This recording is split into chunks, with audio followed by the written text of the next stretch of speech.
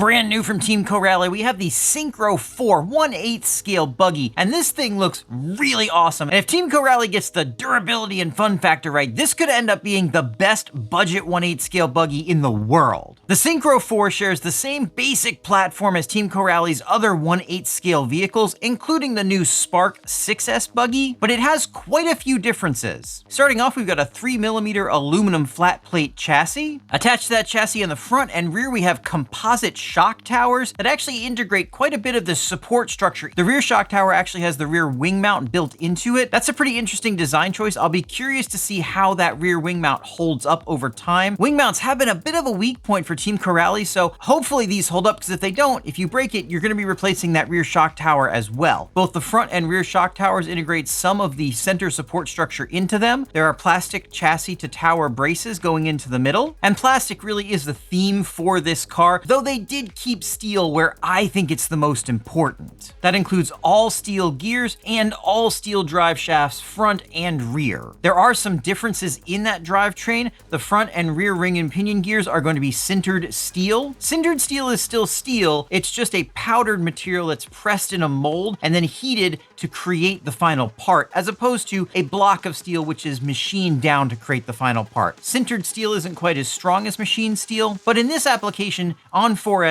it will probably be just fine. I am going to be curious to see how it holds up on 6S though, and I'll definitely be putting 6S in mine when I get it, so make sure you get subscribed if you want to see how it holds up. These also don't have the upgraded spring steel output cups. I'll be curious to see how these output cups hold up. The previous version of the non-spring steel output cups did have a bit of an issue with wear, though with less power it might not be a problem on this one. We'll have steel stub axles as well as aluminum 17mm hexes. Those aluminum 17mm hexes are going to be attaching some really cool looking new wheels and tires. It's nice to see new wheels and tires from Team Corally. They have been recycling their previous versions for quite a while now, and it's nice to see something fresh on the rubber. Speaking of fresh, we've got a fresh body and a fresh wing. That body and wing are going to be coming in 4 different colors. We've got the red, blue, and green we expect to see from Team Corally, but we've also got a nice new orange, which looks pretty cool. I think I'll be getting mine in orange. Handling suspension are going to be some composite threaded body shocks with plastic uppers and lowers. I'll be curious to see how these hold up. The aluminum shock caps on previous Team Corally cars have been a little bit weak, and these might actually end up being stronger. Those shocks are going to be attached to composite upper and lower control arms, as well as composite links. None of that's going to be adjustable, but personally, I think it's better this way. Unless you're racing these things, you really don't need the adjustment, and there are, of course, options for adding adjustment later on if you need to.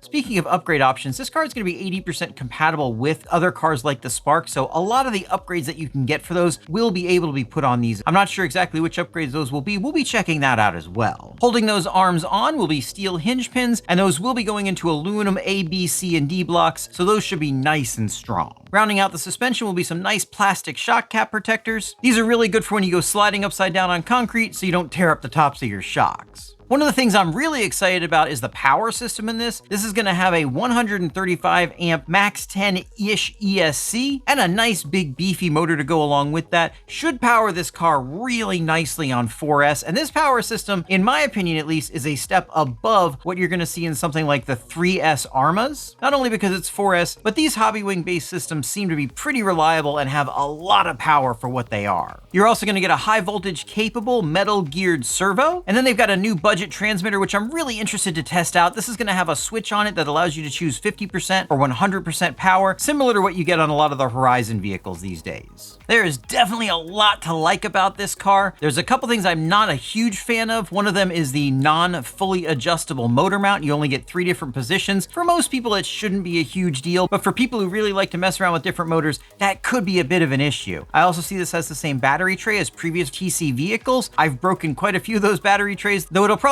be less likely with a 4S battery. Beyond that though, there is a lot to like about this car, and the price is definitely one of the biggest ones. The US price for these has not been released yet. However, based on the pricing on Team Coraly's website, I expect it to be pretty similar to the 3S Arrma Typhon, and if that's the case, this could represent the best value for a basher buggy you can get right now. That being said, we're not going to know if it's a good value or not until I get one of these in my hand, get it taken apart, and get it bashed. If you want to see that, make sure you get subscribed, and check out one of these videos.